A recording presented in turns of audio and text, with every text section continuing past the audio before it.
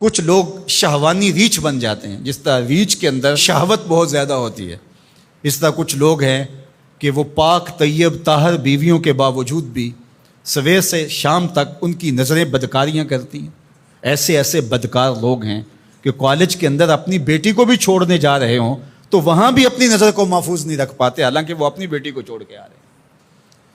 ہر وقت ان کی فطرت ریچھ کی طرح ہوتی ہے، گندے غلیظ۔ تو یہ فطرت بدل گئی ہے۔ قرآن نے جو کہا نا اولئک کل انعام بل ہم اضل، یہ چوپائے ہو گئے ہیں، بلکہ فرمایا چوپایوں سے بھی بدتر ہو گئے۔ یہ چوپایوں سے بدتر کیا ہے؟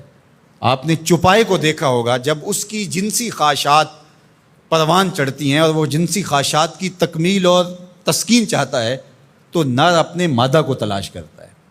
آپ نے کبھی نہیں دیکھا ہوگا کہ کوئی نر سے جفتی ہوا ہو، لیکن انسان جب فطرتاً گندا ہو جاتا ہے تو پھر یہ جانوروں کی فطرت سے بھی نیچے گر جاتا ہے، یہ نر سے بھی جفتی ہو جاتا ہے۔ پھر اس کا مطلب کیا ہوا؟ بل ہم اضل، یہ اس سے بھی گندا اور غلیظ ہو گیا۔ اور اس شخص کے پلے رہتا کیا ہے کہ جو اتنا غلیظ اور گندا ہو جاتا ہے؟ چلتا پھرتا انسان نظر آتا ہے، شکل سے انسان نظر آتا ہے، بل ہم اضل، بلکہ چوپایوں سے بھی آگے گزر گیا ہے، چوپایوں سے بھی رویتاً جو ہے وہ آگے گزر گیا ہے۔ وہ درندہ بنتا ہے تو پھر جانور بھی جانوروں کو جو ہے وہ چیرتے پھاڑتے ہیں اور ان کا قتل کرتے ہیں، شیر، لیکن اس کو صرف اس وقت قتل کرتا ہے جب اس وقت بھوک لگتی ہے۔ جب اس کو بھوک نہیں ہوتی تو وہ کسی دوسرے جانور کا شکار نہیں کرتا، اور دوسرا وہ شکار کرتا ہے تو اپنے ہم جنس کا شکار نہیں کرتا، دوسرے کا شکار کرتا ہے۔ اور انسان جب درندہ صفت ہوتا ہے تو یہ انسانوں کے گوشت کے ٹکڑے کر کے اس پہ رقص بھی کرتا ہے۔ آپ تاریخ کی کہانی، اس نے اپنے سکے بھائیوں کو قتل کیا ہے، اس نے اپنی بیوی کو قتل کیا۔ یہ پچھلے دنوں کے اندر ایک خاتون کی کہانی پڑھی تھی، اس نے اپنے شوہر کو قتل کر کے ہنڈیا میں پکایا۔ تو پھر بل ہم اضل ہے نا، یہ چوپایوں سے بھی بدتر ہو جاتا ہے۔ درندہ ہوتا ہے درندگی میں، یہ چوپایوں سے بھی بدتر ہو جاتا ہے۔ یہ ماضی کے اندر جہاد کے نام سے جو کچھ ہوا، انسانوں کی قبروں سے نکال کر کے ان کی لاشوں کو چوراہوں پہ لٹکایا گیا۔ تو انسان جب درندہ بنتا ہے تو پھر کہاں سے کہاں چلا جاتا ہے، چاہے وہ شہوانی ریچھ بن جائے، چاہے وہ بھونکنے والا کتا بن جائے، پھر اس کی گندی زبان سے کوئی بھی محفوظ نہیں ہوتا۔ نہ ماں محفوظ ہوتی ہے، نہ باپ محفوظ ہوتا ہے، نہ بھائی محفوظ ہوتے ہیں، نہ بہنیں محفوظ ہوتی ہیں، اور نہ دوست محفوظ ہوتے ہیں، نہ معاشرہ محفوظ ہوتا ہے۔ اسی طرح کوئی بندروں والی فطرت بن جائے، بندروں کی آپ نے تو دیکھی ہیں، کسی سے ماچس چھین لی، کسی سے جو ہے وہ روٹی کا ٹکڑا چھین لیا، کتنی عجیب حرکتیں کرتے ہیں۔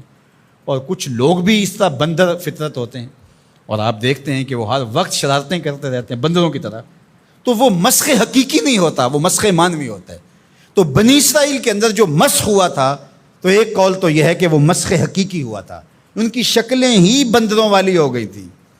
لیکن دوسرا قول یہ ہے کہ مسخ حقیقی نہیں ہوا تھا، مسخ مانوی ہوا تھا، کہ شکلیں تو بندروں والی نہیں ہوئی تھی، عادتیں بندروں والی ہو گئیں۔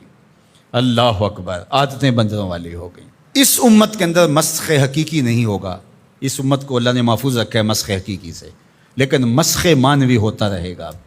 لوگ مختلف جانوروں کے مشابہ عادات اختیار کرتے رہیں گے۔ اور آج ہم اپنے معاشرے کے اندر دیکھیں تو کوئی کتا صفت ہے، کوئی بندر صفت ہے، کوئی ریچھ اور کچھ درندے کی عادات کو اپنے اندر اتارا ہے، درندگی، سفاکیت، یہ ساری انسانوں کے اندر اتر آئی ہیں۔ تو پھر وہ انسان نہیں رہتے۔ غالب نے کہا تھا نا کہ آدمی کو بھی میسر نہیں انسان ہونا، جب یہ حد سے گزرتا ہے تو پھر بہت آگے نکل جاتا ہے، اور پھر یہ انسان نہیں رہتا بلکہ بندروں اور خنزیروں سے بھی آگے بڑھ جاتا ہے۔ اور یہ میں نہیں کہہ رہا، اولئک کل انعام، قرآن کہتا ہے یہ چوپایوں کی طرح ہے، بل ہم اضل، بلکہ چوپایوں سے بھی گیا گزرا ہے، چوپایوں سے بھی آگے گزر جاتا ہے۔ یہ تجاوز جب کرتا ہے تو اس کے پلے کچھ نہیں رہتا۔ تو انسان کی جو قدر و قیمت ہے وہ تو اس کے اس عقل و شعور، فہم، ادراک، اخلاقیات سے ہے، اور اگر اس کے پاس یہ کچھ نہیں رہا تو یہ شکل تو ابو لہب کے پاس بھی تھی، یہ تو ابو جہل کے پاس بھی تھی۔ تو اس لیے قرآن مجید کے ان احکام کا اور ان واقعات کا انطباق کرے اپنے اوپر کہ ہم اس میں سے کس عذاب میں، کس مصیبت کے اندر مبتلا ہیں اور ہو سکتے ہیں، اور اس سے بچنے کی صورتیں کیا ہیں۔ آج ہم اپنی خواہشات کے غلام بن جائیں اور شرعی تعلیمات کو، نبوی منہج کو، طریق کو چھوڑ دیں گے تو پھر ہم بھی بندروں اور جانوروں سے مختلف نہیں ہوں گے۔ تو اللہ تعالی ہمیں اچھا صالح پاکیزہ انسان بنائے.